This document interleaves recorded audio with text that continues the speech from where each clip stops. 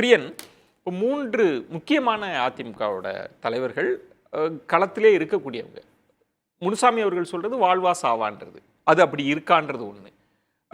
திண்டுக்கல் சீனிவாசன் அவர்கள் 40 சீட்டு கேட்குறாங்க, கூட்டணி அமைக்க ரணவேதனையில் இருக்கிறாரு அதிமுக பொதுச் செயலாளர், 100 கோடி பணம்லாம் கேட்குறாங்க அப்படின்னா அப்படி டிமாண்ட் இருக்கான்றது ஒன்று. அடுத்து தங்கமணி அவர்கள் சொல்றது நிர்வாகிகள்கிட்ட ஒற்றுமை இல்லை அப்படின்னா அது எப்படி இவ்வளோ நாள் 3 வருஷம் ஆகியும் இருக்குன்ற கேள்வியெல்லாம் இருக்குல்ல. இந்த 3 ஸ்டேட்மெண்ட்டை எப்படி நம்ம எடுத்துக்கிறது? இல்லை, இந்த வாழ்வா சாவான்றது கேபிஎம் மாதிரி ஒரு தலைவர், அந்த டிஸ்ட்ரிக்ட்லாம் நல்லா தெரிஞ்சவர், அதிமுகவில் முக்கியமான ஒரு பிரமுகர் இருக்கார், டெப்டி ஜெனரல் செக்ரட்டரியாக இருக்கார். அவர் பேசுகிறத நம்ம அவ்வளோ சுலபமாக ஒதுக்கிட்டு போக முடியாது. கட்சியோட தற்போதைய நிலையை கணக்கில் எடுத்து அவர் பேசுகிறார். ஏன்னா இங்கே பார்லிமெண்ட் எலெக்ஷனுக்கு அப்புறம் 7 இடங்கள் டெபாசிட் போச்சு, உங்களுக்கு 11 இடங்களில் 2வது வந்தீங்க, 2 இடத்துல 4வது வந்தீங்க. ஸோ கட்சி முதல் கட்டுமானங்கள் முதல் 1.5 வருஷம், 21க்கு அப்புறம் முதல் 1.5 வருஷம் அவங்களுக்கு கட்சியை சரி பண்ணுறதுக்கே நேரம் சரியாச்சு, கட்டுமானங்கள்லாம் கவனிக்கிறதுக்கு நேரம் இல்லை, கோர்ட்டு வம்பு வழக்குன்னு போயிருந்தாங்க. அதுக்கப்புறம் இப்போ தான் வரும்போது அண்ணாமலை உள்ள புந்து நான் தான் எதிர்கட்சின்ற மாதிரி அரசியல் பண்ணியிருந்தார். அப்போவும் இவங்க அரசியல் சரியாக ஈடுபடலை. இப்போ அண்ணாமலை அவுட் ஆஃப் சீனில் இருக்கும்போது இவங்க ஓரளவுக்கு பண்ணிகிட்ருக்காங்க. பாஜக கொஞ்சம் அமைதியாக இருக்கிறத நம்ம பார்க்குறோம். இவங்க உண்மையான எதிர்கட்சியாக ஃபங்க்ஷன் பண்ணுற லெவலில் வந்திருக்காங்க. அப்படி வந்திருக்கும் போது இவங்களுக்கு என்ன பிரச்சனைனா 26 நோக்கி போகும்போது இவங்களும் பலமான கூட்டணி அமைக்க வேண்டிய கட்டாயமாக அவங்களுக்கு இருக்குது. ஆக்சுவலாக பலமான கூட்டணி எப்படி அமைக்கிறது? பாஜக கதவை நீங்கள் மூடிட்டு தான் சொல்கிறீங்க. உங்களுக்கான வாய்ப்புகள் தாவேக்கா ஒரு வாய்ப்பு இருந்து அவங்க அந்த கதவையும் மூடிட்டு அந்த மாதிரி பேச்சு எதுவும் இல்லைன்னு சொல்லிட்டாங்க. ஒரு இடைப்பட்ட காலத்தில் என்னாச்சு, அதிமுகவை பற்றி எந்த விதமான விமர்சனமும் விஜய் வைக்காத இருந்தபோது அதிமுகவில் ஒரு கொண்டாட்ட மனநிலை இருந்தது. எப்படியும் நம்ம கூட தாவேக்கா வச்சிருவார், நிறைய பேச்சுக்கள்லாம் அதை பற்றி பார்த்தோம். அவங்க அதுக்கு ஒரு ஃபுல் ஸ்டாப் வச்சவொன்னா இப்போ இவங்களுக்கு ஒரு கலக்கம் வந்திருக்கு திடீர்னு. இவங்களும் பலமாக நம்மளால் பலமான கூட்டணி அமைக்க முடியுமா, பாஜகவோட நம்ம போவோம், 12 மாதம் கழிச்சு என்ன நடக்கும்னு சொல்ல முடியாது. இன்றைக்கி நிலைமையில் பாஜகவோட அவங்க போகிற மாதிரி இல்லை, பாஜக இவங்களை பற்றி எதுவும் பேசுகிற மாதிரி இல்லை, தாவேக்காவும் கதவை மூடிட்டாங்க. அப்போ இவங்க என்ன மாதிரி கூட்டணி அமைக்கிறது அப்படின்ற ஒரு கலக்கம் இருக்குது. நம்மளும் பலமாக இல்லை, அந்த கேள்விக்கு வரேன். இப்போ வாழ்வா சாவான்னு ஏன்னா இவங்களும் பலமாக இல்லை, இவங்களும் பலமான கூட்டணி அமைக்கிறதுக்கான வாய்ப்பு இன்னைக்கு இல்லை, நாளைக்கு இருக்குமான்னு சொல்ல முடியாது. இன்னைக்கு இல்லை, பாஜக கதவை மூடி எடுத்து தாவேக்கா சொல்லிட்டாங்க, வேற வழி இல்லாத அப்படி நிற்கிறாங்க, நம்ம என்ன பண்ணுறதுன்னு தெரியாது முழிக்கிறாங்க. அதனால தான் வாழ்வா சாவான்ற விஷயத்தை சொல்கிறாரு. அடுத்து திண்டுக்கல் சீனிவாசன் இந்த 20 சீட்டு 100 கோடி சொல்கிறீங்க நீங்கள், அது அவர் சொல்கிறது உண்மை, அது பொய்யெல்லாம் கிடையாது, அது உண்மை. எந்த கட்சி வாங்குது, எப்படி வாங்குது, எப்படி அஃபிஷியலாகவே 15 கோடி ரூபாய் கம்யூனிஸ்ட் கட்சிக்கு திமுக கொடுத்தது உங்களுக்கு தெரியல? அதுதான் திண்டுக்கல் சீனிவாசன் சொல்கிறார். தேர்தலில் கணக்கு காமிச்சாங்களே தேர்தல் கமிஷன்லேயே, அது வெளிப்படையான டிரான்ஸ்பரண்ட். அது டிரான்ஸ்பரண்ட்டாக இல்லாமல் பல விஷயங்கள் நடக்கும். இங்கே அப்படி டிமாண்ட் வச்சு வாங்குறதுலாம் உண்டு. இது திமுக அதிமுக கூட்டணிக்கு தலைமை தாங்குகிற கட்சிகள் பல சமயங்களில் கூட்டணி கட்சிகள் எங்கள் தேர்தல் செலவுக்கு பணம் இல்லை கொடுங்கன்னு சொல்லி அது மாதிரி கேட்டு வாங்குற விஷயங்கள் இருக்குல்ல, அது திரைமறைவில் நடக்கிற விஷயங்கள் தான் சார். இதை இன்னைக்கு போட்டு உடைச்சிருக்காங்க. இது ஒரு டிமாண்டா? அப்போ ஜெயலலிதா அவர்கள் இருந்தபோதே இடங்கள்லாம் பெற்ற பிறகு மற்றபடி தேர்தல் செலவுக்கு அதெல்லாம் இருக்கும், ஆனால் அதை ஒரு டிமாண்டா வைக்கிறது இருக்குல்ல, எங்களுக்கு 40 சீட்டு கொடுக்கணும், இது நடந்ததா இல்லையான்லாம் தெரியல, அப்படி ஒரு டிமாண்ட் ஏன் வைக்கிறாங்க? இதை ஏன் வெளிப்படையாக பேசுகிறாரு அவர் திண்டுக்கல் சீனிவாசன்? அவருக்கு ஒரு ப்ரெஷர், அந்த கட்சிக்கு ஒரு ப்ரெஷர் வந்திருக்கு, அது மாதிரி ஒரு டிமாண்ட் அவங்கள நோக்கி வச்சிருக்காங்க, அதனால் அவர் பேசுகிறார். யார் வச்சாங்கலாம் பேச முடியாது ஓப்பனாக, அது அப்புறம் அது கோர்ட்டு நீதிமன்றம்லாம் போக வேண்டியிருக்கும். ஸோ அதிமுகவை நோக்கி வைக்கப்பட்டிருக்கு. அப்போ ஒரு தடுமாற்றம் இருக்கு. இந்த எலெக்ஷனில் நாங்கள் 26 எலெக்ஷனில் உங்கள் கூட வரணும்னா நீங்கள் எங்களுக்கு இவ்வளோ கோடி தரணும், இல்லை இவ்வளோ சீட் தரணும். சீட்டு குறைய ரூபாய் ஏறிட்டே இருக்கும், ரூபாய் ஏற சீட்டு குறைஞ்சிட்டே இருக்கும். ஸோ இதுதான் ஃபார்முலா, ஆக்சுவலாக எலெக்ஷன் ஃபார்முலா. அதனால் திண்டுக்கல் சீனிவாசன் பல சமயத்தில் கொஞ்சம் ஒரு மாதிரி நகைச்சுவாக பேசுவார், அதை லூஸ் டாக்குன்னு சொல்லலாம் நம்ம. ஆனால் இது இருக்குல்ல, உண்மையை பேசியிருக்காரு திண்டுக்கல் சீனிவாசன். இப்போ ஒரு தடுமாற்றம் அதிமுகவுக்கு இருக்கா? இன்னும் களத்தை செட் பண்ண முடியாமல் தடுமாற்றம் இல்லை. அதுக்கு காரணம் என்னன்னா, அடுத்த 12 மாதத்துல இன்னும் நிறைய டைம் இருக்கு, செட் பண்ணுறதுக்கான வாய்ப்புகள் நிறையா இருக்கு. எடப்பாடி ப்ளே பண்ணுறதுக்கான வாய்ப்புகள் நிறையா இருக்கு, நல்லா இன்டெலிஜென்ட்டாக அவர் ப்ளே பண்ணலாம். தாவேக்கா இப்போ கதவை மூடிட்டாங்க இல்லையா, அது கூட 12 மாதத்துக்கு அப்புறம் எப்படி தாவேக்காவுக்குள்ள ஆப்ஷன் என்ன?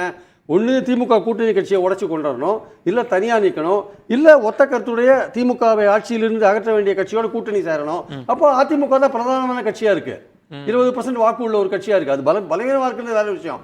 தாவேக்கா சேர்ந்தா அதுக்கான ஒரு வாய்ப்பு இருக்குல்ல.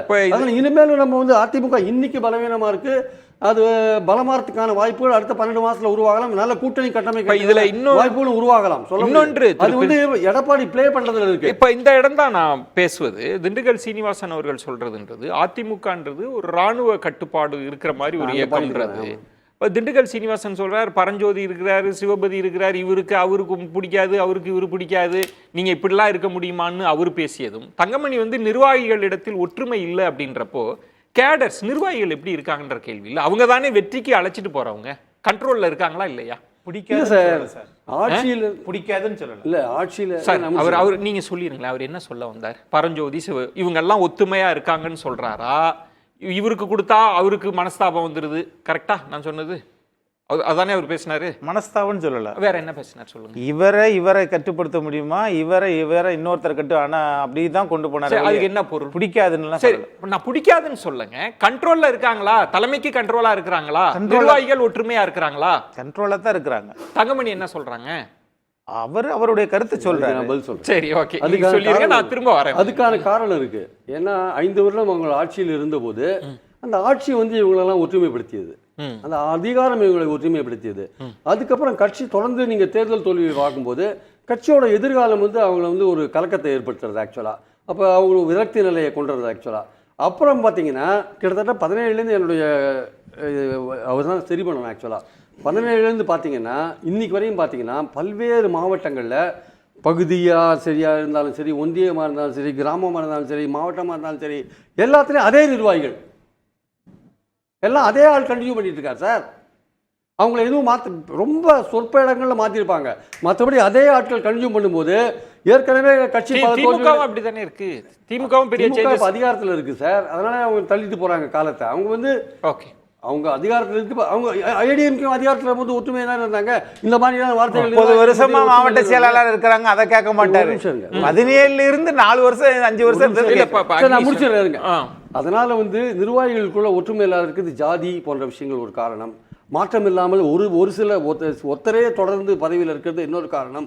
இதெல்லாம் தான் அங்க காரணம். ஆக்சுவலா நீங்க 3 பேர் தனிப்பட்ட கருத்து அப்படின்னு சொன்னாலும் கூட 3 பேர் சொன்னது அதிமுக தனிப்பட்ட கருத்துல கட்சியின் கருத்து தான். அது கள ஆய்வில் அந்த அரசியல் கட்சியினருடன் பேசுகிற போது அது பப்ளிக் மீட்டிங்கா இல்ல இருக்கட்டும், கட்சிக்காரங்களோட பேசும்போது பொதுவெளியில் வந்துருச்சு. பொதுவா யதார்த்தமா அவங்க பேசிக்கிறாங்க. அது அந்த யதார்த்தமா பேசிக்கிறதுல உண்மை இருக்கா பொய்யா? உண்மைதானே பேசுறதெல்லாம். உண்மை இருக்கா பொய் இருக்கா அப்படின்னா நம்ம வந்து லேப்ல வந்து டெஸ்டா பண்ண முடியும் சார். இல்லங்க, இப்ப எப்படி நாம இந்த வருங்காலத்தில் நாம் எப்படி அதை சந்திக்க வேண்டும் அப்படிதான் அந்த ஆய்வு தான் அது. அப்ப எந்த இடத்துல நாம் பலமா இருக்கிறோம், இன்னொன்னு தெரியுமா எதுக்காக அந்த கூட்டம்னா, தேர்தல் ஆணையத்திடம் நாம வந்து புகார்களை நம்ம கொடுத்து ஆளுங்கட்சி அதிகமான பங்களிப்பு, அதுக்கப்புறம் நம்ம பண்ணிருக்கோம் வாக்காளர் பட்டியல், அதை ஒருவேளை திருத்தம் இறந்தவர்கள் இதெல்லாம் இது பண்ணா கொண்டு வாங்க, சட்ட ரீதியாக பொதுச் செயலாளர் சந்திக்கிறேன்னு சொல்லியிருக்காரு. அதெல்லாம் நான் இல்லன்னே சொல்லல, அதெல்லாம் பொதுவெளியிலே இருக்கு. அது நம்ம வந்து கவனமாக இருக்கணும். என்னன்னா இந்த 3 பாயிண்ட் இருக்குல்ல பேசுனது, அதுதானே பேசு பொருளாகுது. வாழ்வா சாவா அப்படின்னு ஒருத்தர் சொல்றாரு, ஒரு பெருங்கட்சி ஆண்ட கட்சியிலிருந்து சொன்னார்னா அப்படி ஒரு கிரைசிஸ், ஒரு நெருக்கடி இருக்கான்ற கேள்வியும், கூட்டணி கட்சிகள்லாம் டிமாண்ட் வைக்கிறாங்களான்ற கேள்வியும், நிர்வாகிகள் வந்து கண்ட்ரோல்ல இருக்காங்களான்ற கேள்வியெல்லாம் இதெல்லாம் பேசிதானே ஆகணும்.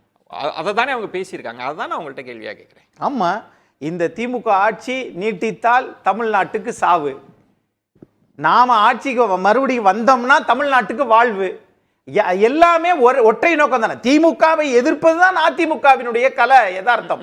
அதை பத்தி சொல்லியிருக்கிறாங்க. இன்னொரு விஷயம், நீங்க எல்லாமே தடுமாறுகிறதா அப்படி எல்லாம் பாத்தீங்கன்னா, இந்திரா காந்தி அம்மாவை விட தடுமாற்றத்துல அவங்க உருவாக்கின தலைவர்கள் புதுசா விளக்கம் கொடுப்பாங்க. தலைவர் புதுசு இல்ல, கூட்டணி கட்சிகள் நீங்க இப்படி விளக்கம் கொடுக்கணும்னு முடிவு பண்ணிட்டா, கூட்டணி கட்சிகள் குறைவான இடங்களை கேட்டால் தமிழ்நாட்டிற்கு நல்லது, அதிக இடங்களை கேட்டால் அது தமிழகத்து, இப்படி நீங்க சொல்ல முடியாது. அப்படி சொல்ல முடியுமா?